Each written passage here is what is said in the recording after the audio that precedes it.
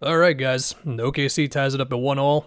Hopefully we don't have too many injuries here. I mean, Fox is still out. J-Dub left at some point in this game and didn't come back. Same thing with Harper.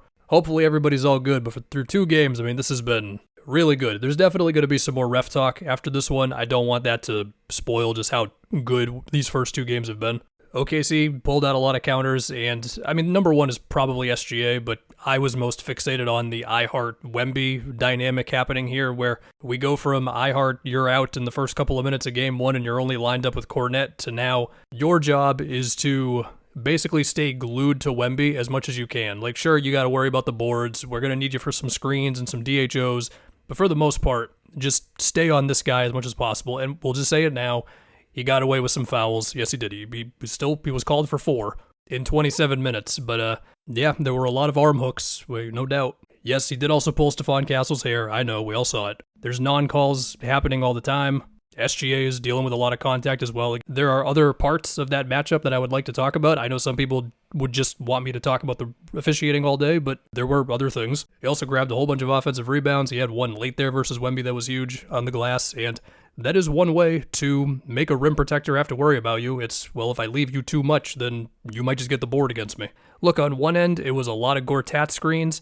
It was a lot of what felt like him effectively boxing Wemby out just so SGA might have a driving lane. Like the one where SGA got a 3-point play on McLaughlin, it was a 3-point play, mid-range shot. iHeart, his back is to Wemby, being like, if you're going to try to contest this shot, you're going to have to somehow get around me. And there were many different versions of this. I mean, there was a play late in this one where Caruso was driving and iHeart was out of the paint for a second as Wemby was playing off of him. He just goes in a beeline to Wemby, and I think Caruso drew a foul or something. There were just many plays of that where iHeart's whole goal was just, I gotta make it as difficult as possible for this dude to just wait for drivers in the paint and then contest all the shots. Now, even with that said, look, he got 4 blocks. He blocked iHeart on a putback. Wemby put back his own shots multiple times, and there were still many plays of guys just not challenging him, multiple passes, kick it out on a shot that would otherwise be something at the rim versus any other center. But yeah, that was wild to see. And then on the other end, he was also staying glued to Wemby as much as possible, and it felt like in the first half, it was tough for Wemby to get really anything inside, and one of those shots late was him challenging iHeart. Not the one where he crossed him over and then put back his own shot, which Wemby did that like 3 times tonight, and every single one was amazing, and also it looks normal with him, like he's doing this enough times anyway. He did have one miss challenging iHeart inside late there, but it did feel like in the second half, the Spurs had Wemby at the 3-point line a little more, or he was relocating to the 3-point line more, because the other thing with iHeart on Wemby defensively is it did juice up OKC's rim protection some. Now, as I say that, he did get dunked on by Castle, but there were what felt like at least a couple more plays where it's just a little tougher for somebody to finish inside, right? Anyway, back to the 3-point line stuff.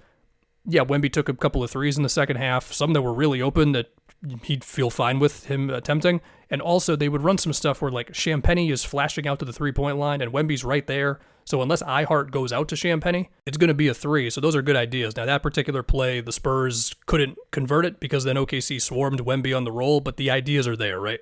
He hit Castle one time from the top of the key with Castle cutting where iHeart had to worry about Wemby up top. So like there were more solutions to the iHeart is glued to Wemby all the time stuff on offense for them. And it's just going to be a really interesting dynamic the rest of this series.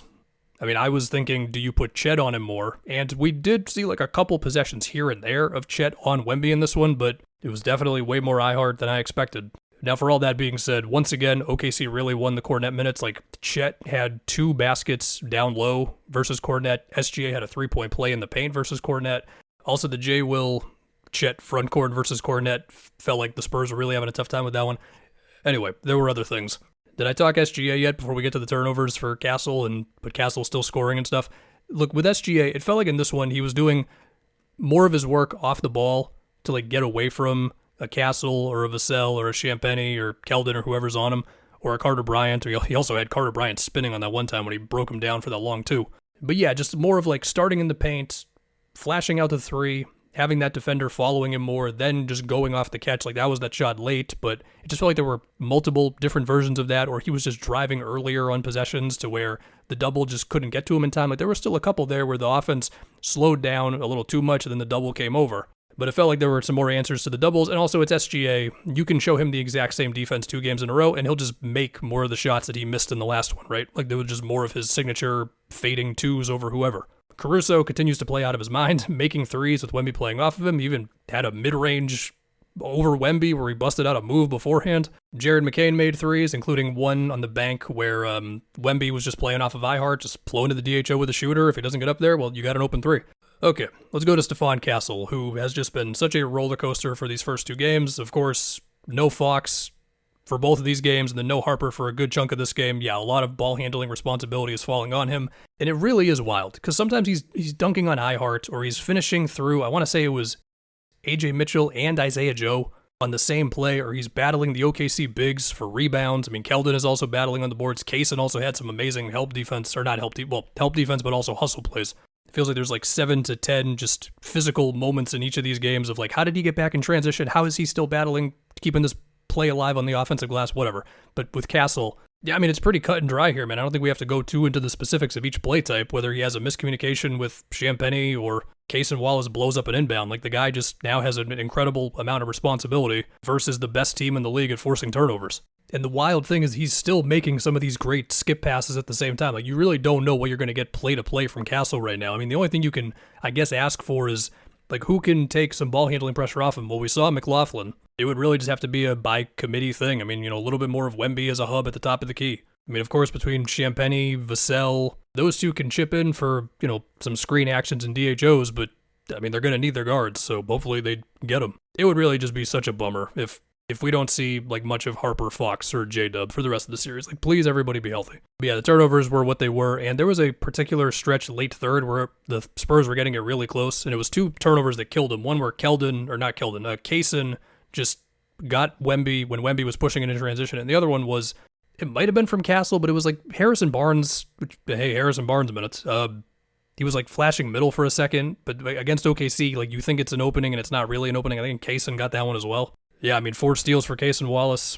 I think the number to take away from this game for me, OKC, they were 12 for 19 in the paint, which, I mean, 19 shots at the rim is still not a whole lot, but it's a good percentage. Also, 58% from mid-range, damn. Thing I'll say, there was a third quarter stretch there where iHeart was not in the game, where Daigneault took Chet out with iHeart, which was a little weird, but then I think Chet came back in a couple minutes. But there was a little moment there of, like, either Chet as the lone big guy versus Wemby, or it was Jay Will versus Wemby, and it felt like the Spurs got the better of those minutes. And it feels like the convos over the last day and a half have been about, well, do you just need a 5-out lineup versus the student? Besides everything with iHeart in this game, even when you do have the 5-out lineup, you're still getting the moments of guys just not wanting to challenge him, hesitating around the rim. Like, it just is what it is. I mean, Jay Will was 2 for 6 from 3 in this game. So, yep, there you go. Game 3 San Antonio. Hopefully teams are healthy. I anticipate just a whole lot of ref talk that has already happened and is going to continue to happen over this one. And yeah, man,